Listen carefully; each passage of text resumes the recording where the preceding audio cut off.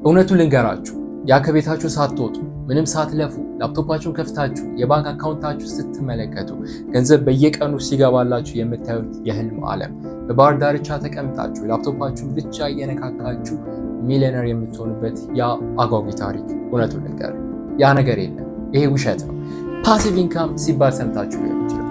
ዛሬ ይህን ቪዲዮ የምታዩት ምናልባትም ያንን ቀላል መንገድ ፍለጋ ሊሆን ይችላል። ነገር ግን ዛሬ እውነቱን የምነግራችሁ፣ ዛሬ የምናወራው ስለ ፓሲቭ ኢንካም ሳይሆን ስለ አንድ በጣም አደገኛ እና ውጤታማ ሚስጥር ነው። እሱ ሌቨሬጅ ኢንካም የሚባለው ወይም በአማርኛው የጥቅም ማባዣ እንበለው።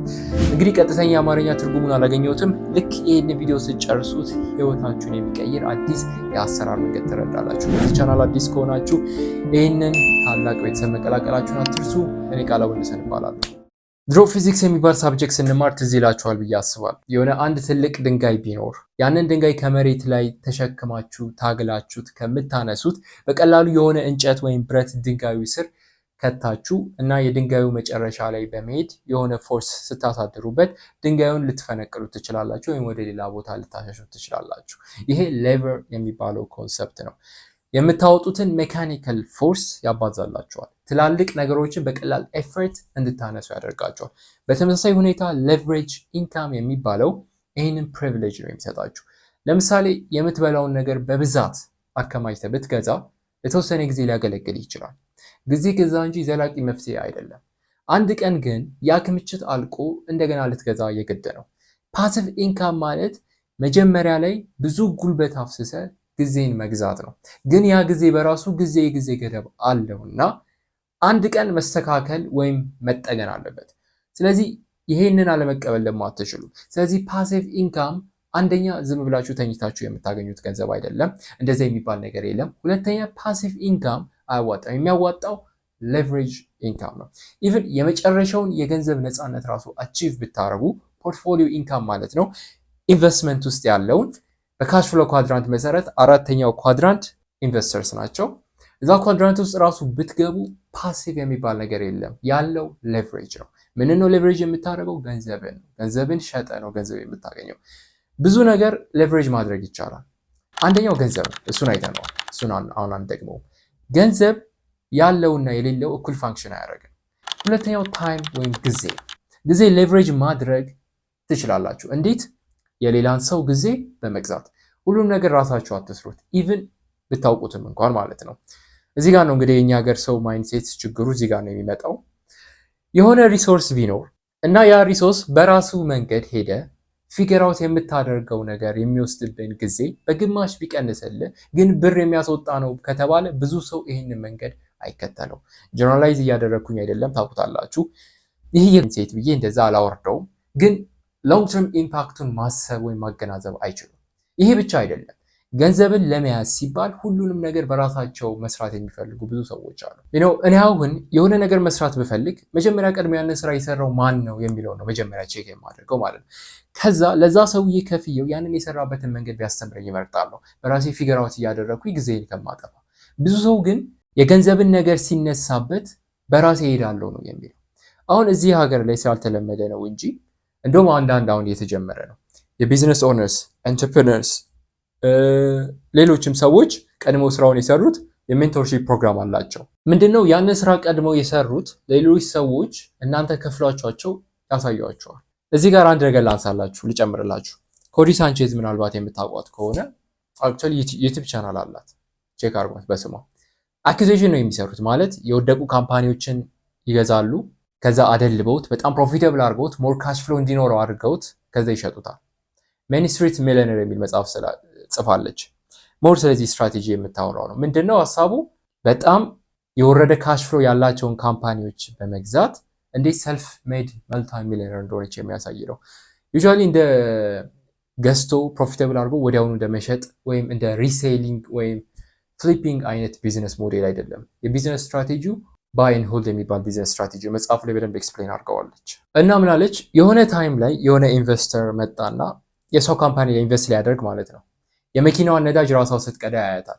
ባይዘው ራሷ ከተናገረችው ነው የምነግራችሁ። ገብታችሁ ቪዲዮውን ቼክ ማድረግ ትችላላችሁ። ምን ይላታል? የመኪናሽን ነዳጅ ራስሽ ከሆነ የምትቀጂው እኔ ካምፓኒሽ ላይ ኢንቨስት አላደርግም ይላታል። ሶ ሐሳቡ ምን መሰላችሁ?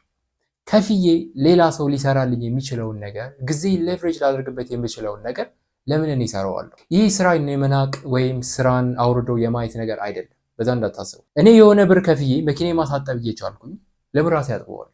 እኔ ያንን ጊዜ ሌቨሬጅ አድርጌ አዲስ ስትራቴጂ ዴቨሎፕ ለማድረግ የሚጠቅመኝ መጽሐፍ ለምን አላነብም በዛ ሰዓት? ሶስተኛው ነገር ሌቨሬጅ የምታደርጉት ቴክኖሎጂ።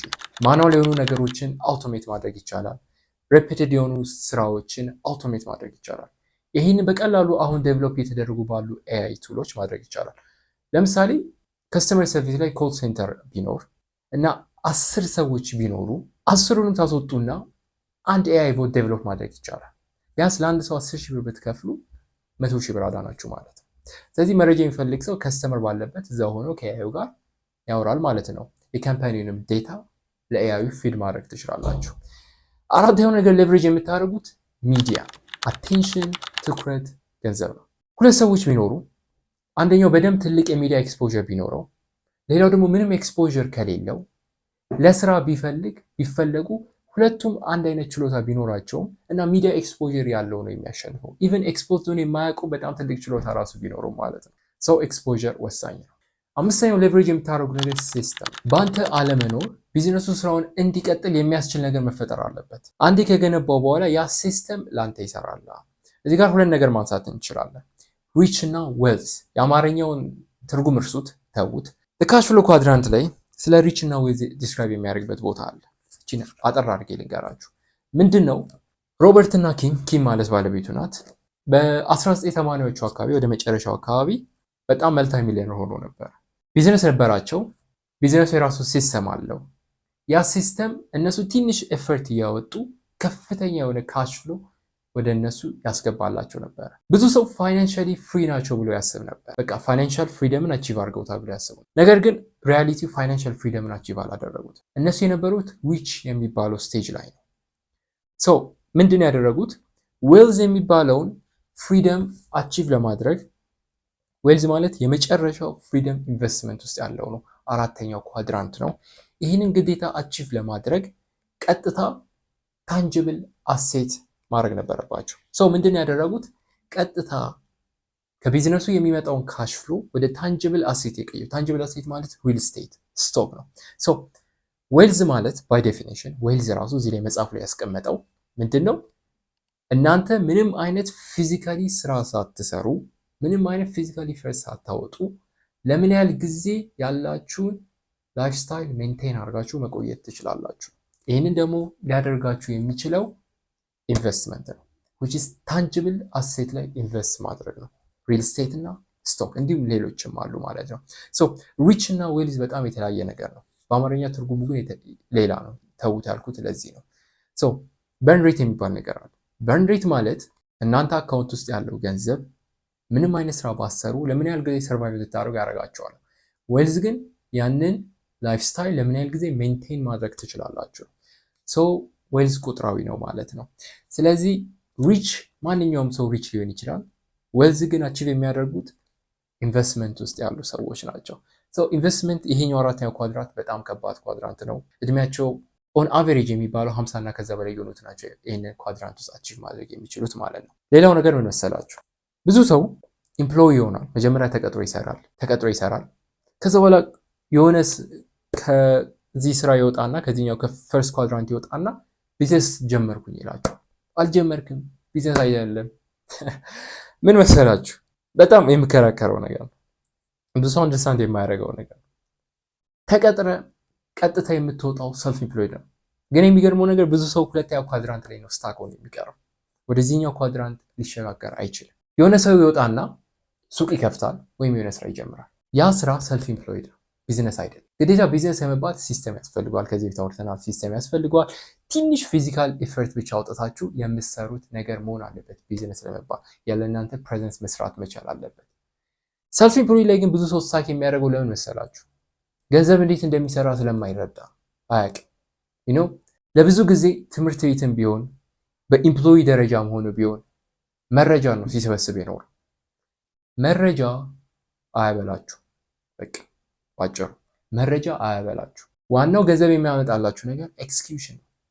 እኔ መረጃ ስላለኝ ወይም እውቀት ስላለኝ አይከፈለኝ። የሚከፈለኝ ለኤክስኪዩሽን ነው። ሪያሊቲው ለአይዲያ አይከፍልም። እውነታው የሚከፍለው ወይም ነባራዊ ሁኔታው ብታዩ ለኤክስኪዩሽን ነው።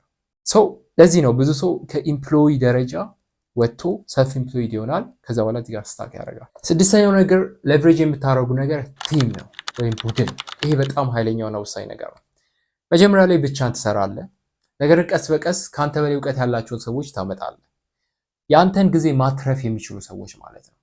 ሁሉንም የሚያደርጉት ነገር ነው። ሁሉም ሰው በጣም ሃይ ሌቭል ላይ የደረሱ ሰዎችን ብታዩ ይሄን ብቻውን ሆኖ የሚሰራ የለም። ብቻውን ሆነ ክሬቲቭ ልትሆን አትችልም። ከዚህ ታወርተናል። ሎን ክሬቲቭ ጂኔስ የሚባል ነገር የለም። በጣም ትላልቅ ሰዎች ብታይ ከጀርባቸው ሆኖ በጣም ብዙ የሚሰሩላቸው ሰዎች አሉ። ሶ ፓሲቭ የሚባል ነገር የለም። ያለው ሌቨሬጅ ነው። አንተ አነስተኛ ማባዣ ካለ ብዙ ማባዣ ያለው ሰው ጋር መወዳደር አትችልም። ስለዚህ እንዴት ኤፈርቴ ሊቀንስ ሳይሆን እንዴት ሌቨሬጅ ላድርግ ብለህ ነው መጠየቅ ያለብህ። ኔክስት ታይም በሌላ ቪዲዮ እስከምንገናኝ ድረስ ቻው።